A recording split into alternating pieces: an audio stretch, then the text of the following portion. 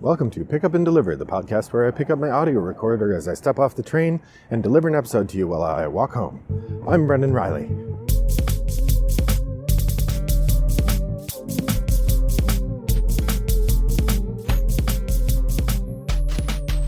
Well, good evening, listeners. It's a lovely day here in suburban Chicago.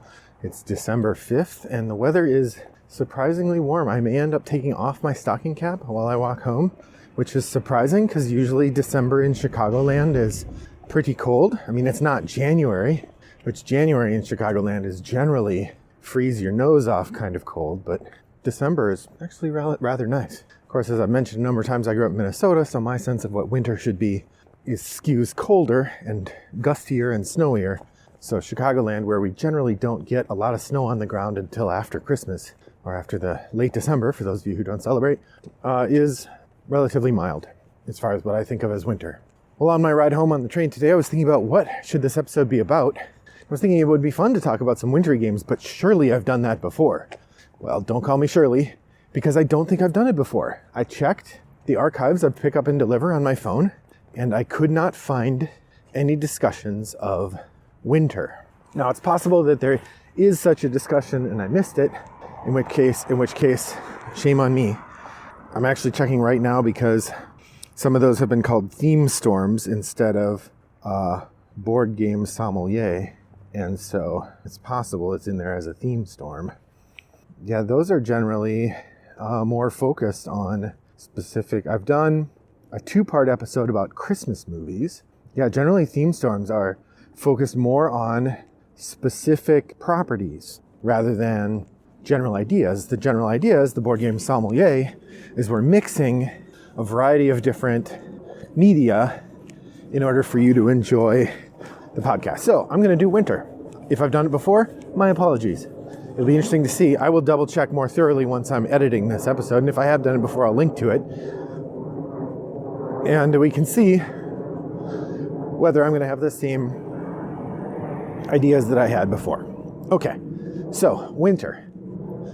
Generally, if you haven't encountered the board game Sommelier episodes before, generally what I'll do is I'll pick a topic and then I'll pick like 3 or 4 aspects of that topic and recommend a movie, a book, and a game that you could play and watch and read to meditate on that topic. So that's what I'm going to do today.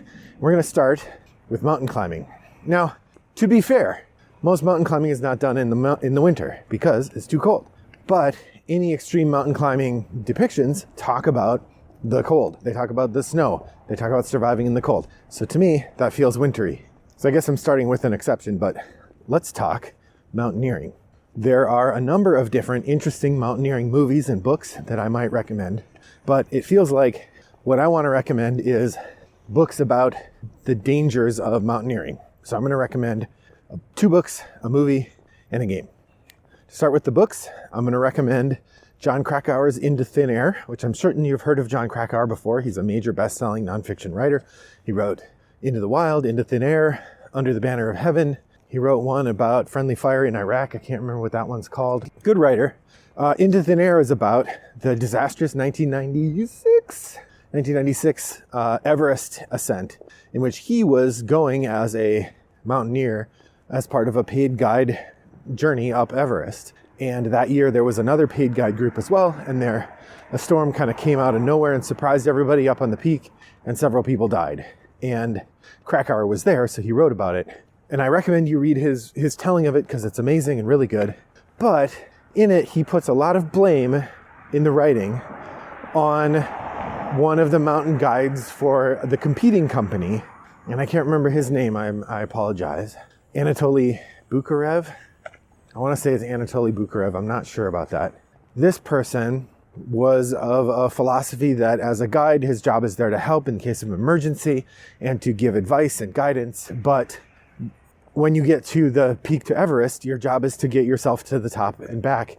And if you can't, you have to turn around and go back. That there's up at the very highest elements in Everest, you can't help anybody.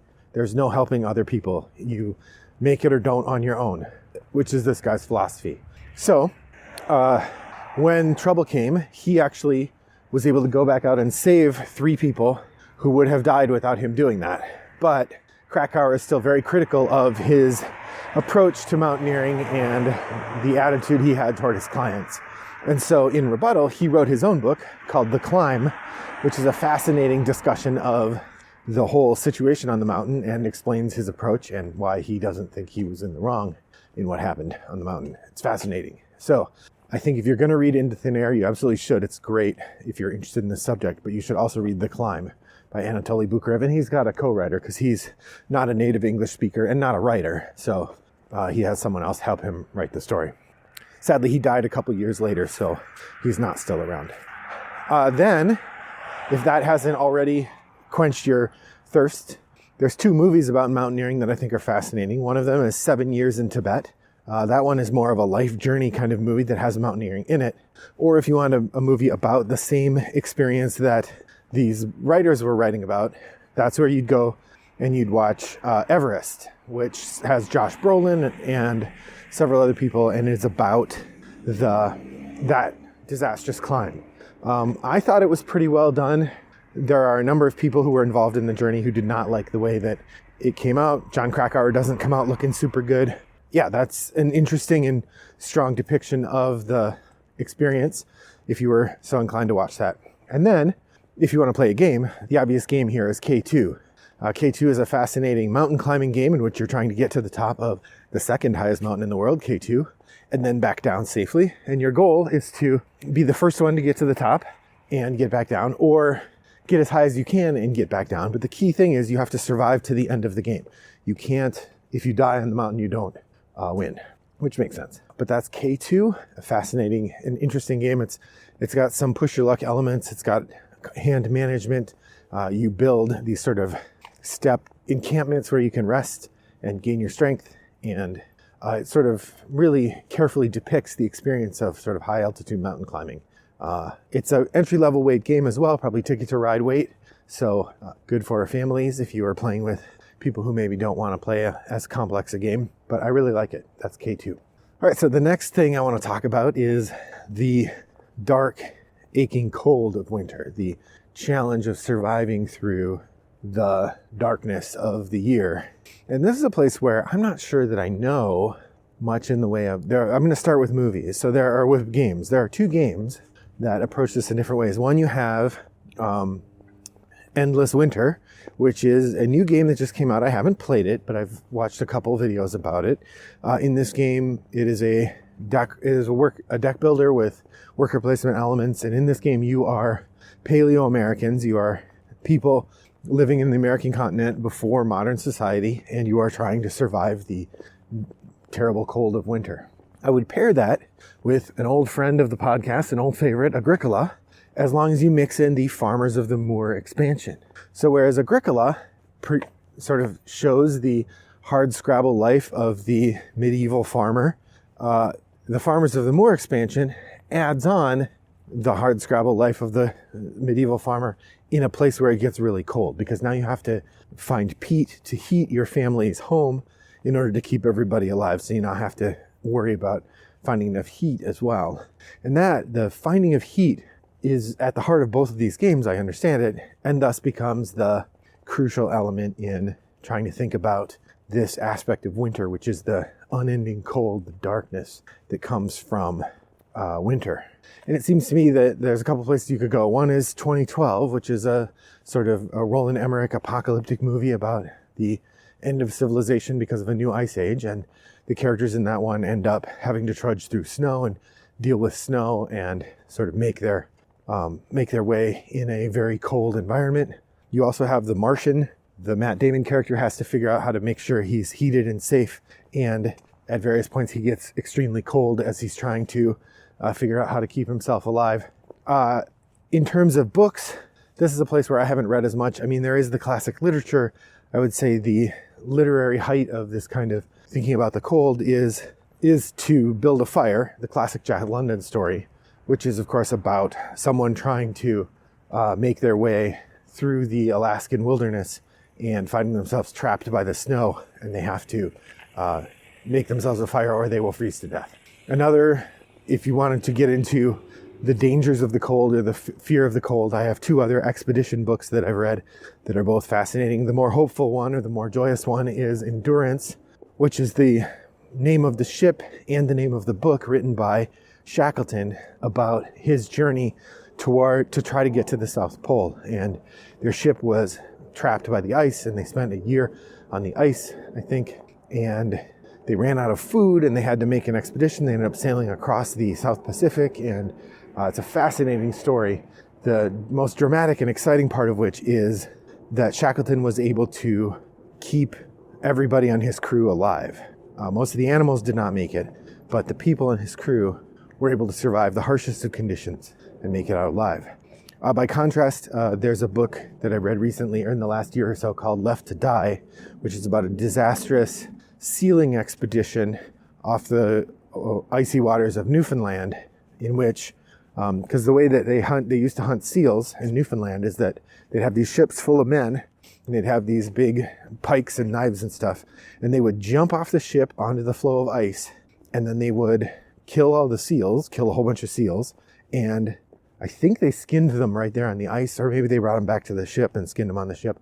I think they skinned them on the ice because they were getting seal pelts. And then they would come back to the ship and climb up on the ship. And that's what they did over the course of a couple months, and they would make a ton of money doing it. But it was extremely dangerous work anyway. And then there was one particular journey where the ship, there was a big herd of seals, and the ship was on the far side of the ice from the seals. And so the ship let a whole bunch of men off, and they told them to go to where the seals were and kill the seals, and then continue on to where the other ship from their fleet was and get on board there, and that the other ships would meet up again to trade the men back, but that they would not actually come back to their original ship. They would just go forward. But when they got to the other ship, the captain thought that they were supposed to go back, so he ordered them back on the ice, and they had to go back. And of course, their original ship was lost in the snow. They couldn't find it, and some huge number of the men, there were like 80 men, and like 15 of them survived or something. It was horrible. And the book Left to Die is really good about explaining what happened on the ice and giving you a sense, a real visceral sense of the experience. Dramatic and scary and sad, but brutal and crucial. So that's the sort of dark end of winter, the nature is going to get you side of things. So we've talked about athletics in winter, or in cold. We've talked about the dark of nature. So let's talk about the joy of nature. So of course, there are lots of holiday movies that imagine or that embrace the joy of winter wonderlands. There are a number of good ones. I'm trying to think what my favorite movie that really uses snow well is. Well, on the action side, there's Die Hard 2, which takes place in Washington, D.C. in the middle of a blizzard. And that one, the snow really becomes a character in the story. Everything is snowy and wet and cold and full of gunfire. But if we're looking at the more joyous side of things, of course, some of our favorite holiday movies turn on snow. I mean, the original Christmas Story takes place in Indiana in December, where it's biting cold and the children have to bundle up to go to school, but there's snow on the ground all over the place. And the snow becomes a crucial part of the story, right? There's snowballs thrown, there's playing in the snow. And one of my favorite moments in all of cinema is the moment in The Christmas Story, which isn't a movie I generally put in the top tier of my favorite movies of all time. But toward the end of that film, when Ralphie has gone to sleep with his Red Ryder BB gun and he is dreaming of shooting ducks with hip shots and blah, blah, blah. And we cut to the downstairs where the father and the mother are sitting. The dad's in the easy chair and the mom's sort of sitting on the arm of the easy chair next to him. And they're both drinking wine or whatever. And they're looking out the window at the gently falling snow. That is the epitome of what I love about the magic of this season, is the idea of that gentle snowfall. So that's in terms of films. In terms of stories or written text, I don't know that I have a good solution other than the Gene Shepherd stories from that same era, which really do a good job of capturing the magic of the way that snow works. You know, I think if I'm going to suggest some reading that captures the wonder of the winter, I think maybe I'd suggest Calvin and Hobbes. Calvin and Hobbes is a delightful comic strip. It stopped being published in the late 90s or early 2000s. And in it, Bill Waterston has this sort of goofy scamp, Calvin, who enjoys playing around, and there are many sequences in which he is playing in the snow, and he builds these elaborate snow sculptures that really defy gravity. They only work in comics, but they are quite a delight to see, and they make me happy to think about the idea that playing in the snow that I did when I was a child, the romping, the fun of the snow. As for games, I have ordered, don't tell my family, I have ordered Santa's Workshop, which is a worker placement game, as a game that we could play once a year around Christmas time. But the two games that I would point to that sort of capture this wonder of Christmas time, I would say first Snow Tales, which is a game about dog sled racing. You could put this back in the wintry athletics section of our conversation, but I'd rather put it in the dog sled race, in the joy of winter, because it does not have those dangers that the other games have. It's just a race game, but you've got cute little dogs and you're trying to get them to turn corners, and it's a whole lot of fun. So I would say Snow Tales is one game that I would put in the joyful winter category. And then the other is a relatively new game, a roll and write called Riverside, in which you play tour boat captains in Norway, and you are trying to get people to go to various places on the winter tour. And there's elements of cold there, but it's all about the joy of the tour. It's got the northern lights, it's got polar bear sightings, it's got elk sightings. It's delightful. So that would be my game suggestion for the delight of winter. And that brings me to the end of my board game sommelier about winter. What additional subjects do you think should be covered? How would you cover them? Head over to Board Game Geek Guild 3269 and share your thoughts on what other things should be covered in the board game sommelier about winter. And share your thoughts if you think there's any movies I missed or games I missed, or stories that I missed that should have been part of the subjects I already covered. Well, thanks for joining me on my walk today. I hope that your next walk is as pleasant as mine was. Bye-bye.